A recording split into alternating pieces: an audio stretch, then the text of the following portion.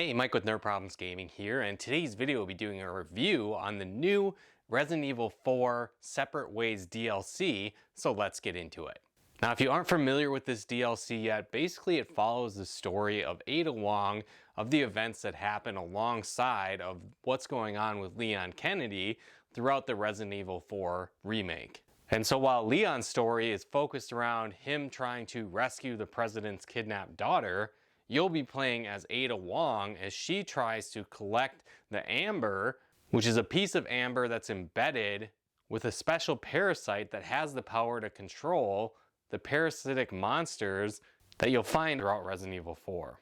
And so you'll need to figure out a way to find this amber. And so it's definitely cool to kind of see the parallel story happening alongside the main events of Resident Evil 4. I definitely really enjoyed that. There's definitely also cutscenes where you kind of meet up, where from the Leon story perspective, you would run into Ada Wong, but this time around it's from Ada's perspective, seeing how that event unfolded. And so I enjoyed seeing the parallel aspects of the story there. You do revisit a lot of the same areas, but really from a different perspective and somewhat of a different timing in the game. But there are some areas that I felt were totally new as well. The gameplay remains virtually the same, where you'll be taking out enemies from a third-person shooter perspective. You'll gain a variety of weapons that you can use throughout the game. You'll also be able to upgrade them and power them up through various shops you'll find. You'll also find a lot of hidden treasure and secrets that you can then sell off for more gold that you can use to upgrade your weapons and purchase various items throughout the game. I did feel though that the combat was a little bit more stealth focused when you're playing as Ada. You have this really cool grappling gun that you use, and this can aid you in combat as well. You'll usually be using it to traverse around the different stages, but in certain cases you'll be able to use it in combat, like removing a shield from an enemy. It also assists you with the melee combat, where you don't need to be exactly right next to an enemy like Leon did, where you might see a prompt for a melee attack, and you'll be able to use your grapple gun to shoot across the screen and melee attack those enemies. And so I found that very satisfying, and I liked that aspect as well. And trying to take on the areas in more of a stealthy fashion was a lot of fun too.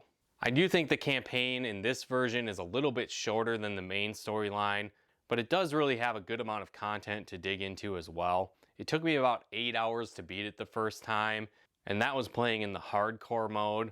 You could probably do it a little bit faster in the standard mode, but if you want a challenge similar to past Resident Evil games, you'll likely play it on hardcore anyway.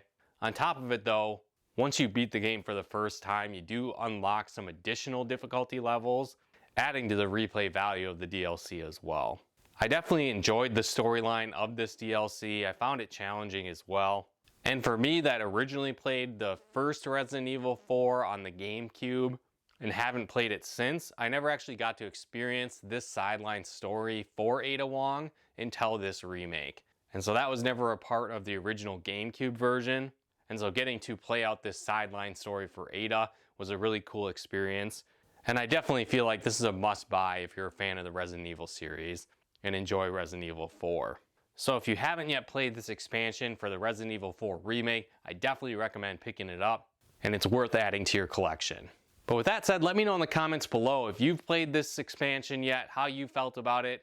Do you think it's a great addition to the game like I do? Let me know your thoughts in the comments below. And if you'd like this video, be sure to hit that like button as it really helps out the channel.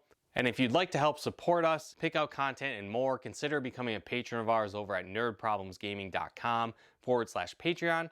And another really cool way you can help support the channel is we actually partnered with a game store, Nutmeg Games. And so if you head to nutmeggames.com/nerdproblemsgaming or use our promo code nerdproblemsgaming at checkout, you actually get 10% off your order and help support our channel at the same time. So if you like board games, Pokemon cards, Yu-Gi-Oh cards, Magic cards, and more, definitely check that out and take advantage of that great deal.